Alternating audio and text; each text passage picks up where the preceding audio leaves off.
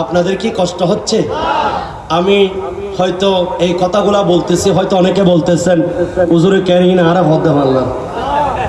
আল্লাহর ইজ্জতের কসম, যেই মা আপনাকে আমাকে এত আদর করে একটু গোসল দিয়েছেন, এত আনন্দ করে সন্তান যাতে ঠান্ডা লেগে না যায়, যাতে আমাদেরকে রোগ থেকে আমরা মুক্ত থাকি, অত্যন্ত মুলায়িম ভাবে আমাদেরকে গোসল দিয়েছেন মা, ঠিক কিনা বলেন?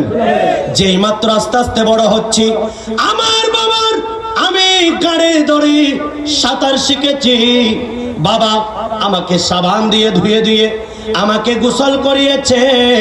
কিন্তু বড় আফসোস, এমন সন্তান মা বাবা রেখে যাচ্ছেন, নিজের কন্যা এবং তার মাকে, যে নিজের সন্তান তার বাবার আখেরি একটা খেদমত, একটু শেষ গোসল, মৃত্যুবরণ করার পর বাবার শেষ গোসল একটু দিয়াতে জানতেছি না আমরা সন্তানরা, ঠিক কিনা বলেন? অনেক সন্তান, আপনার কি ইচ্ছে করে না? আপনার মা আপনাকে এত বছর গোসল করিয়েছে, আপনাকে বড় করেছে, আপনার বাবা কত আদর যত্ন করে আপনাকে সাঁতার শিখিয়েছে, আপনাকে গোসল দিয়েছে, সন্তানের শরীর পরিষ্কার করেছে। আরে আজকে মৃত্যুর পর আপনার মা বাবা বিদায় হয়ে যাচ্ছেন, আপনি কন্যা হিসাবে আপনার মাকে ইচ্ছে করে না আজকে একটু শেষ গোসলটা আমার মাকে, যেমনি ভাবে আমাকে আদর যত্ন করে দিয়েছেন, যেমনি ভাবে আদর করে করে আমাকে গোসল দিয়েছে, আমি মেয়ে তো বড় হয়েছি, আজকে আমি আমার মাকে আখেরি একটা খেদমত আমার মাকে আমি করাবো, আমার মাকে মায়ের শেষ গোসলটা আমি কন্যা দিব। কারণ আমার মায়ের রু যখন বের হয়েছে, বান্দার রু যখন বের হয় সেখানে ছিঁড়ে যায়, এমন ভাবে রক্তাক্ত হয়, সেখানে সেই রুটা চিৎকার দিয়ে দিয়ে বলে আমাকে বেশি গরম জল দিয়ে তোমরা গোসল দিও না, আমাকে ঠান্ডা পানি দিয়ে তোমরা গোসল দিও না। মালাকুল মউত রুটা বের করার সময় সেখানে কত বিক্ষত হয়ে গেছে, সেজন্য তোমরা আমাকে কুসুম গরম জল দিয়ে আমাকে গোসল দাও।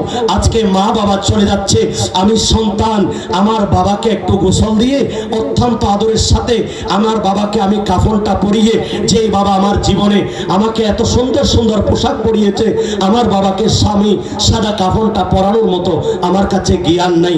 আচ্ছা বলেন, এগুলা কি সুসন্তান নাকি কুসন্তান?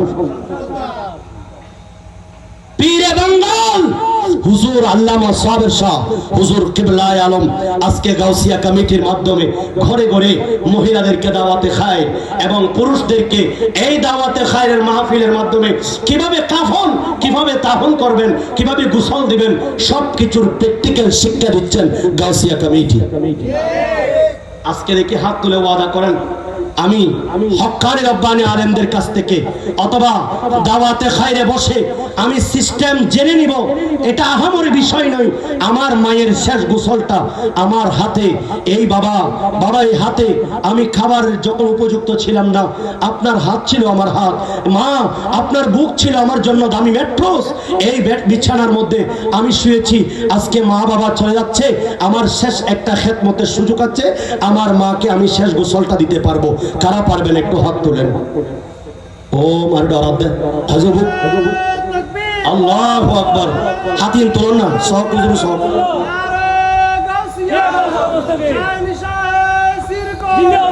গাউসিয়া কমিটি বাংলাদেশ আহলে সুন্নাত ওয়াল জামাত। মান গাসসালা মাইতান, একজন মাইয়তকে শুধু গোসল দিয়ালো, মা বাবা না, মা বাবার খেদমত আরো বেশি। কাসাহুল্লাহু মিন হুলালিল জান্নাহ, আল্লাহ তাকে জান্নাতের একটা কাপড় পরাইয়ে দিবেন। তো শুধুমাত্র মা বাবাকে নয়, আপনজন যারা ইন্তেকাল করে তাদের কবর খনন করবেন, তাদের গোসল দিয়াবেন। সর্বশেষ 5টা প্রশ্ন, 5টা কথা বলে আমি আমার কথা বিদায় নিচ্ছি। 1 নম্বর, নবী বলছেন উম্মত তোমার ঘরের পাশে যে কবরস্থানগুলি আছে ওখান থেকে ডাক আসে, তোমাদেরকে কবর ডাকতেছে, কবর তোমাদেরকে ডেকে ডেকে বলে তোমরা শোনো না, আমি শুনি। উম্মত আনা বাইতুল ওয়াহদাতি ফাজাল্লি মুনিসি কিরাআতুল কোরআন। আল্লাহর নবী বলেন এই এই কবর তোমাদেরকে ডেকে ডেকে বলতেছেন আমি একাকিত্বের ঘর, এখানে আসতে হলে তোমাকে একজন সঙ্গী আনতে হবে। সেই সঙ্গী হলো তোমার জন্য 30 পারা কোরআন তিলাওয়াত। কয়টা গেল? দ্বিতীয় নাম্বার আল্লাহর নবী বলেন এই কবর তোমাদেরকে বলতেছেন আনা বাইতুত তুরাব, আমি একটা মাটির ঘর, ফাজালিল ফিরাশ, তোমরা একটা বিছানা নিয়ে আসবা। নবী গো কি আনবো? আল্লাহর নবী বলেন মিন আমালিস সালেহ, তোমার সৎ কাজগুলি তোমাকে মাটিতে শুইতে দিবে না। ডানে বামে উপরে নিচে মাটি, মাটির বালিশ, মাটির বিছানা, সেই বিছানায় এই ধরনের ভালো কাজগুলি তোমার জন্য বিছানা হয়ে যাবে। কয়টা হলো? 3 নাম্বার আল্লাহর নবী বলেন আনা বাইতুজ জুলমাতি ফানাব্বিরলি, আল্লাহর নবী বলেন উম্মত কবর একটি অন্ধকার ঘর, উপরে বাঁশ চাটাই দিয়ে দেওয়া হয়। এমন একটি অন্ধকার ঘরের মধ্যে তুমি যদি আলো চাও, ফানাব্বির, তুমি এই ঘরটাকে আলোকিত করো বিসালাতিল লাইল, রাতের নামাজ দিয়ে। কিসের মাধ্যমে? তাহাজ্জুদ বাদ দেন, ওয়াক্তের নামাজ পড়তেছি না। নবী বলছেন লাম আও ওয়ালা তাতরুকান্না সালাতান মাকতুবাতান মুতাআম্মিদান, ইচ্ছাকৃত ফরজ নামাজ ত্যাগ করবে না। মান তারাকা সালাতান মাকতুবাতান মুতাআম্মিদান, যারা ইচ্ছাকৃত ফরজ নামাজ ত্যাগ করে দেয় ফাকাদ বারিয়াত মিনহু জিম্মাতুল্লাহ, আল্লাহর জিম্মা তাদের কাছ থেকে উঠে যায়। নাউজুবিল্লাহ বলেন। ইচ্ছাকৃত আজকে ফরজ নামাজ পর্যন্ত পড়তেছে না। নবী বলছেন মুরু আওলাদাকুম ওয়া হুম আবনাউ সাবঈ সিনিন, তোমাদের সন্তানদেরকে তোমরা 7 বছর বয়স থেকে নামাজের নির্দেশ দাও। ওয়াদরিবুহুম ওয়া হুম আবনাউ 10 সিনিন, 10 বছর বয়সে তাদেরকে নামাজের জন্য প্রহার করো, তাদেরকে ভয় দেখাও। ওয়াফাররিকু ফিল মাদাজে, বিছানা থেকে আলাদা করে দাও। আমি আপনি কি করেছি? রাসূল পাক বলছেন এই রাতের নামাজ তোমার জন্য কবরে আলো হয়ে যাবে। আনা বাইতুল আফাই ফাজালিত তিরিয়াক, আল্লাহর নবী বলেন এই কবর একটা সাপ বিচ্ছু বড় বড় ভয়ঙ্কর জন্তুর ঘর। তুমি কি আসার সময় কিছু ঔষধ নিয়ে আসবা। নবী গো কি আনবো? আল্লাহর নবী বলেন ইহরাকুদ্দুমু, তোমার চোখের পানি, এই চোখের পানি কবরের মধ্যে বিষাক্ত সাপের চুবালে ঔষধ হয়ে যাবে। কয়টা হলো?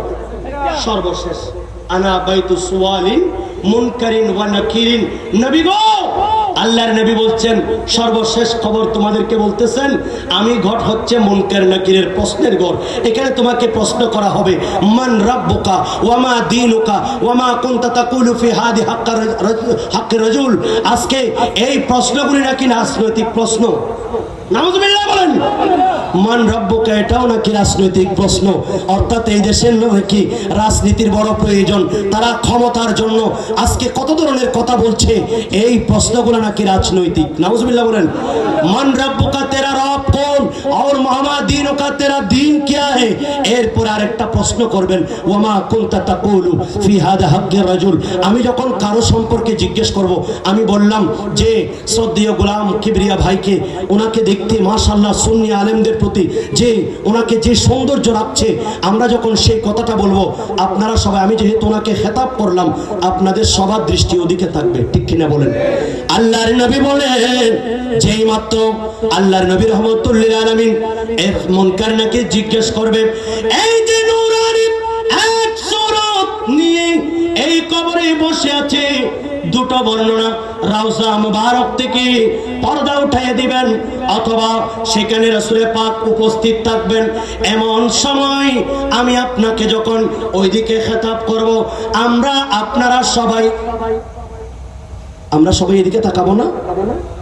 তারা কি আল্লাহ করেন? আমরা সবাই ওদিকে তাকাবো। হঠাৎ করে আমি যেই মাত্র দেখলাম ওই নূরানি সূরাতের মানুষ আল্লাহর নবী রহমতুল্লিল আলামিন এমন ভাবে নূর চমকাচ্ছে, কিন্তু আজকে দেখলাম আল্লাহর নবী আমার আপনার কাছ থেকে চেহারা ফিরিয়ে নিয়েছে। নাউজুবিল্লাহ বলেন না। ইয়া রাসূলুল্লাহ, কবর তো প্রথম স্টেশন। ইয়া রাসূলুল্লাহ, মাত্র প্রশ্ন শুরু হয়েছে, এখান থেকে আবাদুল আবাদ, কবর, হাসর, পুলসিরাত সব জায়গায় আপনার সুপারিশ ছাড়া, আপনার ছাড়পত্র ছাড়া আর তো কোথাও মুক্তি পাবো না। নবী গো, আজকে এই কবরে প্রথমে দেখাতে আপনি আমার কাছ থেকে চেহারা সরিয়ে নিয়েছেন। ইয়া রাসূলুল্লাহ, কি অপরাধ? আল্লাহর নবী বলবেন এই উম্মত তুমি আমার উম্মত ছিলাম, তবে আজকে কবরে আসার সময় আমি তোমার আমল নয়, আমি ফরজ নামাজ দেখছি না, নামাজ পড়ো নাই, রোজা রাখো নাই, মা বাবাকে কষ্ট দিয়েছ, তুমি সুদ খেয়েছ, হারাম খেয়েছ, জেনা করেছ, এই সকল অপরাধে তুমি জর্জরিত। এতগুলি গুনাহ নিয়ে তুমি কবরে এসেছ, এমন সময় তোমার মুখে